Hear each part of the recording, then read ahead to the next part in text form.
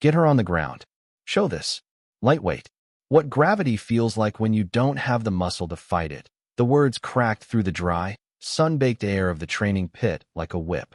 A ripple of nervous laughter, sharp and cruel, followed from the circle of exhausted candidates. They stood, caked in dust and sweat, their camouflage uniforms dark with exertion, forming a makeshift arena on the packed dirt. In the center, Sergeant Cade, a man carved from granite and arrogance, pointed a thick, accusatory finger. His target was a woman who seemed almost misplaced, a sparrow in a flock of hawks. She was slight of build, her uniform hanging a little loose, her dark hair pulled back in a severe, functional knot.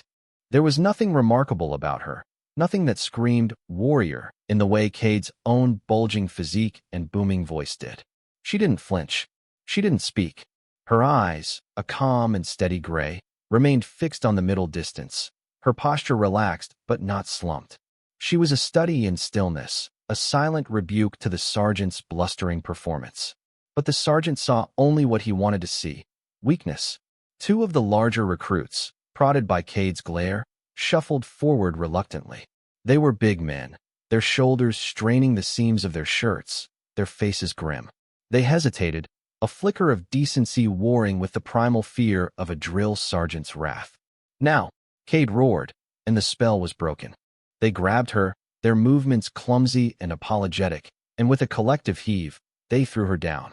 She landed not with a cry or a gasp, but with a soft thud on the hard-packed earth, a cloud of ochre dust rising around her. The crowd laughed again, louder this time, the tension released in a wave of shared cruelty. Cade smirked, crossing his arms over his massive chest. See? That's physics. That's the reality of the field. All your fancy footwork means nothing against raw, honest power. He was building a sermon on a foundation of prejudice, using her as a prop for his flawed lesson. But then, something shifted in the atmosphere. From a high observation tower overlooking the pit, a figure watched through binoculars, a figure Cade had failed to notice in his theatrical display. The figure, a colonel with silver at her temples, lowered the optics slowly. She didn't see a victim. She saw the way the woman absorbed the impact, rolling with the momentum, distributing the force through her entire body like a professional stunt performer. She saw the way her hands were already positioned, not to break her fall, but to spring back up. The colonel saw a technique so refined, so ingrained, it was as natural as breathing. She recognized the economy of motion, the signature of a discipline taught in places that don't appear on any official map. And she knew, with a certainty that chilled the air around her, that Sergeant Cade had just made the single greatest mistake of his career. If you believe that true strength is measured not in words, but in actions, type competence below. This is just the beginning of her story, and the real lesson was about to be taught, not by the man with the loudest voice, but by the woman he had just thrown to the ground. He had mistaken her silence for fear. He would soon learn it was the calm before a storm of absolute, undeniable skill. He had assumed her size was a liability. He was about to discover, in the most painful way possible, that it was a weapon of devastating efficiency. The woman, whose name no one had bothered to learn, rose to her feet in a single, fluid motion. There was no struggle, no awkward scramble. One moment she was on the ground. The next she was standing, brushing the fine, red dust from her sleeves with an air of detached patience. Her face remained a mask of neutrality, her breathing even, her heart rate, had anyone been able to measure it, as steady as a metronome. This utter lack of reaction was more infuriating to Sergeant Cade than any defiance could ever be. He thrived on fear, on intimidation, on the emotional chaos he could sow. Her calm was a void he couldn't fill with his noise. It was a mirror reflecting his own boorishness, and he hated it. "You think this is a joke?" he bellowed, stalking towards her, his boots crunching on the gravelly dirt. "You think you're above this, little girl? You walk onto my training ground, into my selection course, with that blank look on your face like you're better than us." The recruits shuffled their feet, the last vestiges of humor dying in the oppressive heat. They could sense the escalation, the point where a drill sergeant's manufactured anger curdled into something genuine and dangerous. The woman simply met his gaze. She didn't nod, She didn't shake her head. She just watched. It was the gaze of a biologist studying an interesting but predictable specimen. This silent observation was the final spark. Fine, Cade snarled, his voice dropping to a menacing growl. You want to be a stone wall? Let's see how you handle a battering ram. I'm going to demonstrate a simple compliance hold. I want everyone to watch closely. This is what you do when a subject is non-compliant, but you need to maintain control without escalating to lethal force. It was a pathetic justification, a thin veneer of pedagogy over a raw display of ego. He was going to hurt her and call it a lesson. He motioned for the two large recruits to back away, cracking his knuckles with theatrical relish. The sun beat down, a merciless, white-hot eye in a bleached blue sky. The only sounds were the whisper of the wind across the dry plain and the harsh, ragged breathing of the exhausted candidates. They were now witnesses, trapped in a drama they wanted no part of. The woman, Alara Vance, though they did not know her name, remained still. She adjusted her stance slightly, a minute shift of her left foot, angling it outward by a mere fraction of an inch. Her hands, which had been hanging loosely at her sides, came up slightly, her fingers relaxed but ready. It was a posture that seemed defensive, even submissive, to the untrained eye. To the colonel watching from above, however, it was a declaration. It was the coiled readiness of a predator, the perfect balance of potential energy and kinetic intent. Cade saw none of this. He saw only a target for his frustration, a nail for his hammer. He had built his entire identity on the foundation of physical dominance, on the belief that might makes right. In his world, a person of her size and gender was, by definition, an object, a subordinate, a thing to be acted upon. He had forgotten the most fundamental rule of combat, a rule that was about to be etched into his memory, his bones, and his very soul. The most dangerous opponent is the one you have already dismissed. He was stepping into a cage with an animal he had misidentified, and the door was about to lock behind him. The attack came without any further warning. Sergeant Cade lunged, a bull charging a red flag, his movements powerful but crude. He wasn't executing a technique. He was throwing his weight, intending to overwhelm her, to drive her back into the dirt and pin her there through sheer force. His right hand shot out, reaching for her collar, his left moving to encircle her waist, a classic clinch meant to neutralize and control.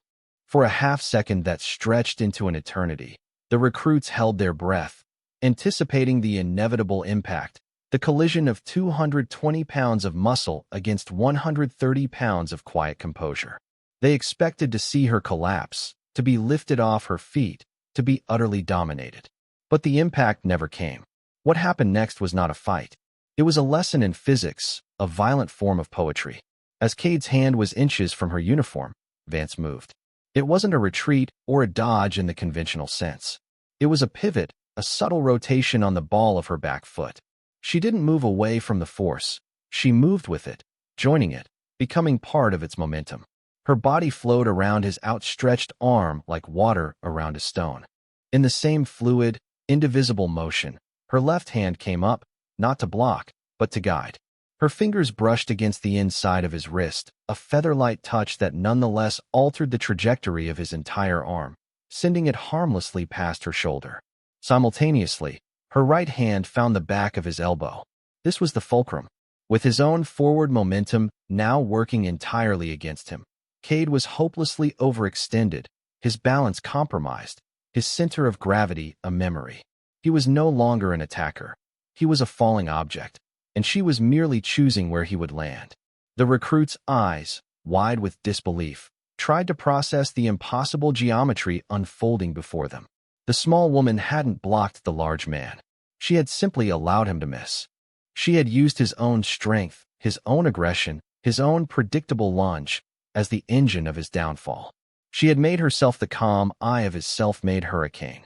The entire sequence, from the start of his lunge to the moment he was completely vulnerable, took less time than a single heartbeat. It was a display of such profound, instinctual, and devastating competence that it felt less like a martial art and more like a law of nature being revealed for the first time.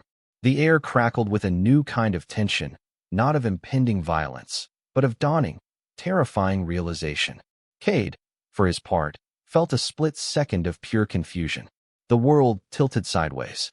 The target he had been lunging at was suddenly gone, replaced by empty air, and a strange, inexorable pressure was building in his shoulder joint, a pressure that was about to resolve itself in a sickening pop that would echo across the silent training pit. He was a pawn in a game he didn't even know he was playing, and checkmate was already upon him. The pressure on Sergeant Cade's shoulder became an agonizing focal point. Vance, now positioned at his side, held his arm in a perfect lock. Her grip was not one of brute strength. It was precise, anatomical, a surgeon's application of leverage. Her fingers were placed on the exact nerves and tendons that maximized control and pain. With Cade's momentum still carrying him forward and his arm now hyperextended, she applied a final, sharp, and exquisitely controlled rotation. There was no malice in the movement. It was clinical, efficient, and final. A wet, tearing pop, sickeningly loud in the dead silence, echoed across the pit. It was the sound of a ball joint being forced from its socket. Cade's roar of rage turned into a strangled cry of pure, unadulterated agony. His legs buckled, and he dropped to his knees, his body folding in on itself around the source of the pain. He cradled his right arm, his face, which moments before had been a mask of contemptuous fury, now ashen white and contorted in a grimace of shock and agony. The world had been turned upside down. The aggressor was kneeling. The victim was standing. The established hierarchy of the training pit, built on size and volume, had been annihilated in a single, silent, elegant motion. A profound, deafening silence descended upon the assembled recruits. The nervous laughter was a distant memory, replaced by a collective, wide-eyed awe that bordered on fear. They stared, frozen, their minds struggling to reconcile what they had just witnessed with everything they thought they knew about combat and power. They looked from the crumpled form of their fearsome sergeant to the still, unassuming figure of the woman. She stood over him, not in triumph, but with the same detached neutrality she had displayed all along. Her breathing was still even. Her expression was still calm. She looked down at the man on the ground, as if he were a piece of malfunctioning equipment that she had just been forced to disable. There was no satisfaction on her face, no, I told you so, no hint of a smirk. There was only a quiet professionalism that was, in its own way, more terrifying than any overt display of aggression. She had just dismantled their instructor, a man they considered a paragon of military might, and she had done it without breaking a sweat, without raising her voice, without even changing her expression. She hadn't fought him. She had solved him, like a complex mathematical equation. The recruits looked at each other, their faces pale with a shared, unspoken thought. What in the world is she? They were no longer looking at a lightweight or a little girl. They were looking at something else entirely, something far beyond their frame of reference. They were looking at a level of competence so absolute it defied their understanding. The myth of Sergeant Cade, the invincible brawler, had just died in the dust, and a new, far more unsettling legend was being born in its place. Into this tableau of stunned silence and agonizing pain, a new presence made itself known. The sharp, authoritative click of polished boots on the metal stairs of the observation tower cut through the thick air. Every head snapped towards the sound. Descending into the pit was Colonel Eva Rostova. She was a woman whose reputation preceded her everywhere she went. Tall, with streaks of silver in her dark, impeccably styled hair, she moved with an economy and purpose that radiated command. Her uniform was perfectly pressed, her decorations a quiet testament to a long and distinguished career spent in the shadows of global conflict. When Colonel Rostova appeared, generals listened. Her presence alone shifted the entire dynamic of the scene. The recruits instinctively straightened their postures, their awe and fear of Vance momentarily overshadowed by the sheer gravitational pull of a true high-ranking officer. Rostova's eyes, a piercing shade of blue, swept over the scene, taking in the kneeling sergeant, the frozen recruits, and finally, settling on Vance. There was no surprise in her gaze, only a weary resignation, as if she had seen this exact scenario play out a dozen times before. She walked directly to the center of the pit, her boots leaving neat, precise prints in the disturbed dirt. She stopped a few feet from Vance, ignoring the groaning Sergeant Cade completely. "Medic," she said, her voice calm but carrying an undeniable edge of command. It wasn't a shout, but two medics, who had been standing by near the edge of the training area, scrambled forward as if propelled by an electric shock. They immediately went to Cade's side, their movements quick and practiced. Rostova turned her full attention to Vance. For a long moment, the two women simply looked at each other. It was a silent conversation between two professionals who understood a language no one else there was privy to. Finally, Rostova spoke, her voice clear and formal. "Instructor Vance, I was not aware you would be participating directly in the initial candidate assessment." The name and title landed like thunderclaps in the silent pit. "Instructor Vance." The recruits exchanged bewildered glances. Cade, even through his haze of pain, looked up, his face a mask of confusion. Rostova held out her hand, not to Vance, but to a nervous-looking aide who had followed her down from the tower. His file, and hers. The aide quickly handed her a ruggedized military datapad. Rostova's fingers flew across the screen, her expression unreadable. She swiped past Cade's service record in a fraction of a second, a dismissive gesture that spoke volumes. Then she brought up the second file. The screen glowed, illuminating her face with its stark, classified text. The recruits leaned forward, straining to see, to understand. The mystery that had just exploded in their midst was about to be given a name, a history, and a rank that would make Sergeant Cade's transgression seem not just foolish, but sacrilegious. The air grew heavy with anticipation. The truth was coming, and it was going to be more shocking than the dislocation itself. Colonel Rostova held the datapad so that the assembled recruits could see the stark, black and white heading on the screen. The security classification at the top was so high that most of them had only ever read about it in training manuals. Top secret / Orcon/no-forn. Below it was the name they had just heard, Vance Alara. Rostova's voice cut through the air, crisp and devoid of emotion, like a newsreader delivering casualty reports. She wasn't speaking to them. She was reading a litany, a creed of lethality that put everything they had ever done, everything they ever hoped to do, to shame. Unit designation, Special Activities Division, Clandestine Operations Group, she began, her eyes scanning the text. Primary occupational specialty, Special Operations Target Interdiction. Secondary, Unarmed Combat Doctrine and Counterinterrogation Lead Instructor. A murmur went through the crowd. These were not the designations of a regular soldier. This was the language of the Tier 1 community, the ghosts who operated in the deepest shadows. Rostova continued, her voice a steady, rhythmic hammer. Total combat deployments, classified. Verified engagements, classified.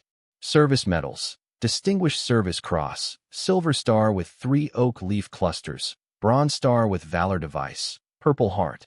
The list went on, a string of the nation's highest awards for bravery, each one representing a moment of extreme violence and personal sacrifice that these recruits could barely imagine. She paused, letting the weight of those honors settle in the dust. Then, she delivered the final, devastating blows. Current assignment, Red Team Lead for the Joint Special Operations Command's Threat Vulnerability Assessment Program. Her role is to infiltrate our own most secure facilities and test our elite units by playing the role of an adversary. She is, for all intents and purposes, a professional ghost. She lowered the datapad. Sergeant Cade, she said, her voice now laced with ice. Your task was to assess these candidates. Instructor Vance's task was to assess you. The revelation was a physical blow. The recruits staggered back as if struck. Vance wasn't a candidate. She was the test. She was the final exam, and their instructor had just failed in the most spectacular way imaginable. Rostova turned her back on the now silent, utterly broken sergeant being treated by the medics. She faced Vance directly. Then, she did something that sent a shockwave of pure astonishment through every person present. Colonel Eva Rostova, a living legend in the special operations community, a woman who advised generals and secretaries of defense, snapped her heels together and rendered a salute. It was not a casual gesture.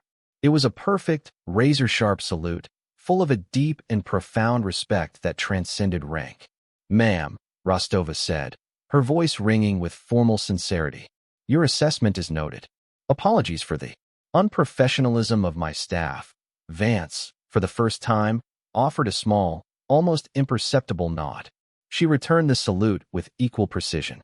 "No apology necessary, Colonel," she replied, her voice quiet but clear. "The vulnerability has been identified. That's the point of the exercise." The lesson was complete. It wasn't about a compliance hold. It was about the fatal vulnerability of assumption. It was about the deadly sin of underestimation. And it was a lesson that no one in that dusty pit would ever forget. The story did not just spread, it detonated. Within an hour, the incident in the training pit, now being called the Cade Correction, or, more reverently, Vance's audit, was the only topic of conversation on the entire base. It traveled from the barracks to the mess hall, from the motor pool to the command center, passed along in hushed, awe-filled whispers. It became an instant myth, a piece of institutional folklore that grew with every telling. The recruits who had witnessed it firsthand were treated like oracles, endlessly questioned about every minute detail. They described the impossible fluidity of her movement, the deafening silence after the dislocation, the bone-chilling authority of Colonel Rostova's reveal. They spoke of Vance not as a person, but as a force of nature, a living embodiment of a warrior ethos they had only ever read about. The narrative took on a life of its own, becoming a parable about the dangers of ego and the quiet lethality of true competence. Instructors used it to humble cocky recruits. Recruits used it as a source of inspiration, a new benchmark for what was possible. The legend of the unassuming woman who had dismantled a mountain of a man with a single, elegant motion became a permanent part of the base's cultural lexicon. For Sergeant Cade, the aftermath was a crucible of humiliation and forced reflection. His physical injury, a clean dislocation that was quickly reset by the medics, was nothing compared to the complete and utter demolition of his professional identity. He was relieved of his instructional duties pending a formal review, but the institutional punishment was irrelevant. His real sentence was being served in the court of public opinion, where he was now the punchline to a cautionary tale. For days, he remained in his quarters, the silence of the room a roaring indictment of his own loud-mouthed arrogance. He replayed the moment over and over in his mind. The lunge, the pivot, the sickening pop. He finally understood that he had not been defeated by a person smaller than him, but by an ideology superior to his own. He had worshipped at the altar of brute force, and she had shown him the sublime power of precision, leverage, and intellect. His entire worldview had been dislocated along with his shoulder. 1 week later, a profoundly changed Sergeant Cade sought out Instructor Vance. He found her not in some high-tech command center, but in the base library, quietly reading a worn paperback on military history. He approached her hesitantly, his arm in a sling, his usual bluster replaced by a quiet, raw humility. He stood before her, swallowed his pride, and offered a formal, unequivocal apology. Not just for his actions, but for his assumptions. "Ma'am," he said, his voice barely above a whisper, "I was wrong. I was unprofessional. I failed to see. I would be honored if you would teach me what you know." Vance looked up from her book, her gray eyes studying him for a long moment. She saw not the arrogant bully from the pit, but a man who had been broken and was now trying to piece himself back together in a better shape. She closed her book. "The first lesson," she said softly, "is that you never see the real threat coming. It's the one you've already decided isn't a threat at all. Be at Training Pit 0600 tomorrow. We'll start with balance." The legend was no longer just about her victory. It was now about his redemption. The transformation of Sergeant Cade became the second act of the legend, a testament to the fact that Instructor Vance didn't just break people, she fixed them. Under her quiet tutelage, Cade began a journey of unlearning. Every morning at dawn, in the same dusty pit where he had been humbled, he met with Vance. She stripped away his reliance on muscle and rage, and rebuilt him from the ground up. She taught him about center lines, about weight distribution, about the subtle art of using an opponent's energy against them. She never raised her voice.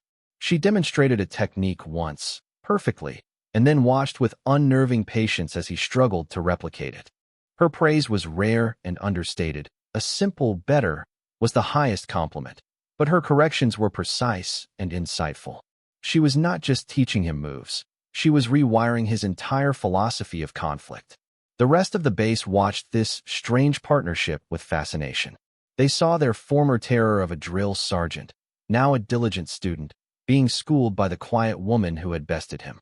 It was a powerful, living symbol of the new culture that was taking root, a culture that valued skill over size and humility over hubris. The training pit itself became a kind of hallowed ground. Recruits began calling it the fulcrum, a nod to the principles of leverage Vance had so devastatingly demonstrated. Someone, anonymously, tacked a small, laminated card to the instructor's briefing board by the entrance to the pit. It wasn't her file, that was far too classified. It was a single, typed quote, attributed to Instructor V.